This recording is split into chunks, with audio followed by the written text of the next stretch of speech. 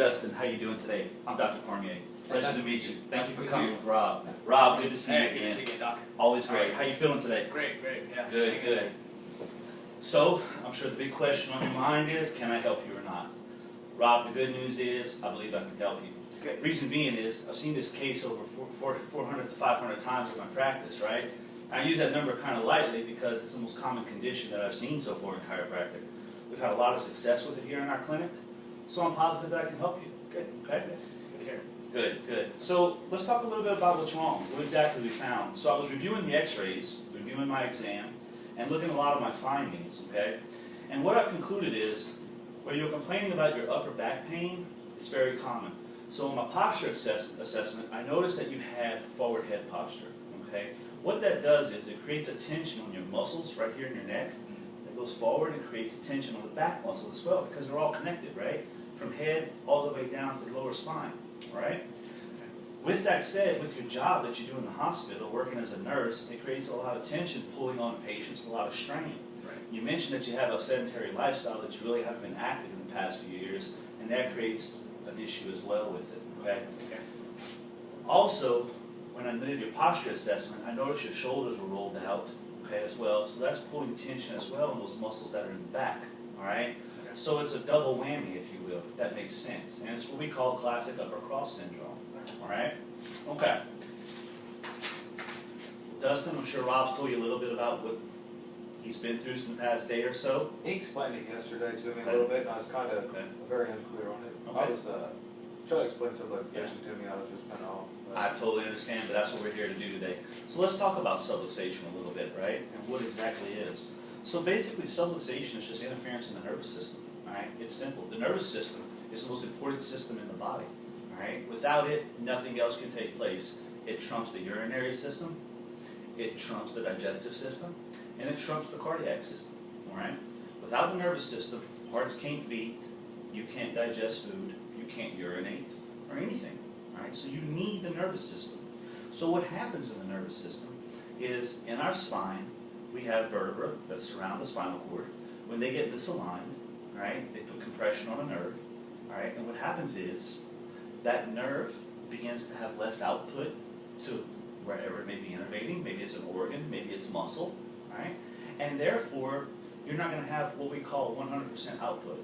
Right? So less output is more than likely going to cause other problems. It creates what we like to call dis-ease in the body, okay? So it's kind of like the iceberg theory, the underlying effect, if you will, okay? So take a look at this paper right here. It explains vertebral subluxation.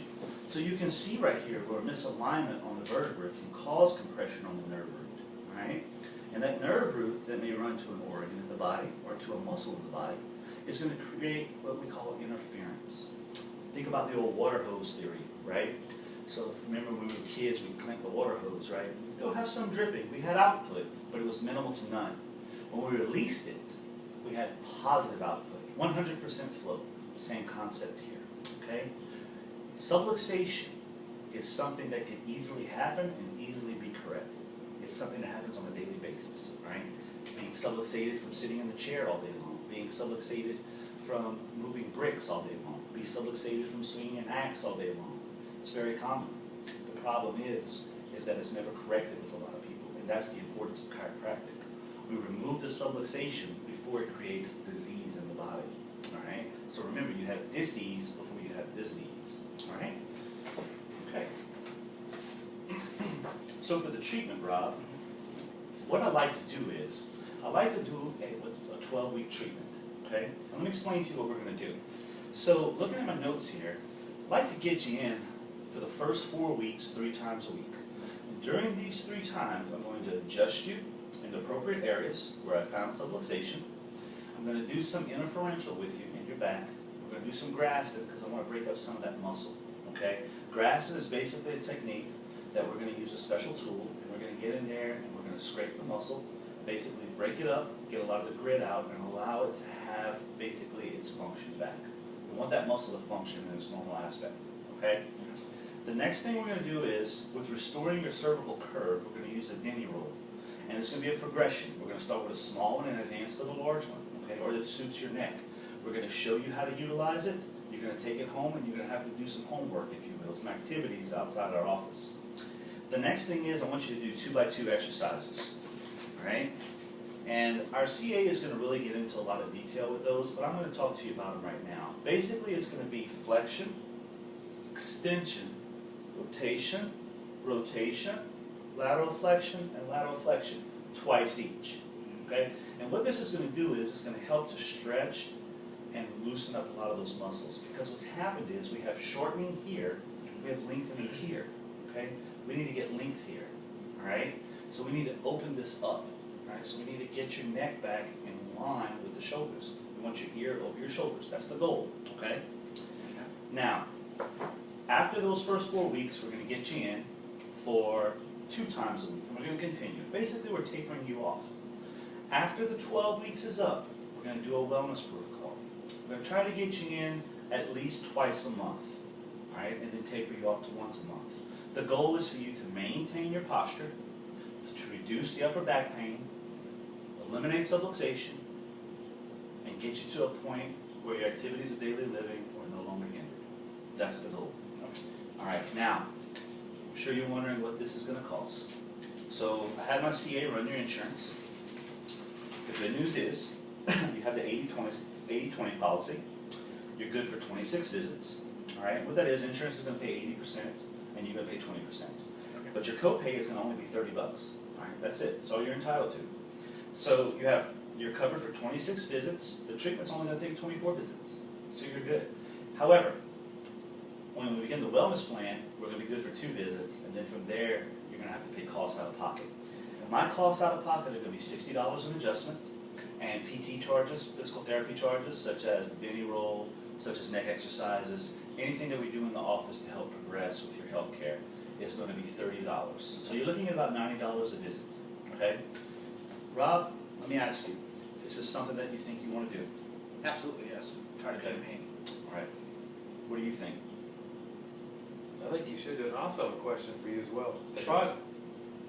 So what I've understood from this entire conversation is, I feel great. I work out, I do everything. I'm constantly moving. But so that's something I would need as well then. Absolutely. Because even though you're subluxated, you may not have symptoms at this moment in time, right? So let me give you an example real quick. Take a patient who has underlying cardiac problems. They think they're fine, and one day they just drop dead of a heart attack. Well, what's the symptoms of cardiac problems? Heart attack. That's it. But you never knew, right? Same thing. So subluxation is the cause, and the underlying effects we really don't know all the time. We can't see them, okay? But we stay subluxated for a long period of time, and as I explained about that water hose theory, the output is just less and less and less. So the longer you stay subluxated, the less and less output you're getting, okay? And then one day you just end up having a heart attack. So if you're not feeling anything and you think you're feeling good, you should still have your spine examined. And if you'd like to, that's something we can do here for you today. Most definitely. Okay, fantastic, fantastic, good. Does anybody else have any questions? No questions here?